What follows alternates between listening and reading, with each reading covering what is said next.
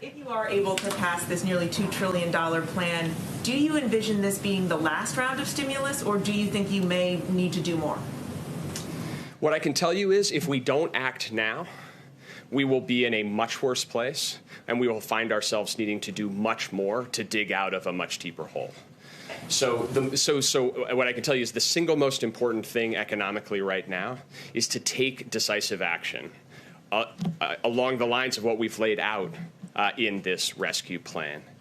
And you hear, again, from economists across the board, whether it's the Federal Reserve, the International Monetary Fund, and economic experts across the political spectrum as well. When you're at a moment that is as precarious as the one we find ourselves in, the risk of doing too little, the risk of undershooting far outweighs the risk of doing too much.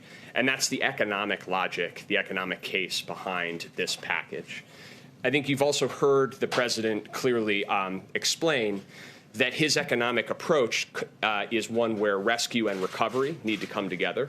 And he'll be speaking more about his recovery plans in the coming weeks that are about building back better, an urgent priority to start creating the kinds of good jobs that we know we're going to need coming out of this crisis. And after the recession, it took nearly a decade to get the country back to full employment under the Obama administration. If you're able to pass this rescue package, how long do you think it will take for every American who wants a job to be able to have one? Well, I would just point to, just one example of an independent analysis that was done of the American Rescue Plan by Moody's. And what they said, what they found was that if we passed the American Rescue Plan now, we could see 7.5 million jobs created just this year.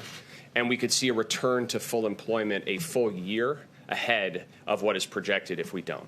So those are the stakes involved. And without this kind of decisive action, we're going to have a much deeper economic hole. And that's why we are so focused on making the case for decisive action now. Shepard Smith here. Thanks for watching CNBC on YouTube.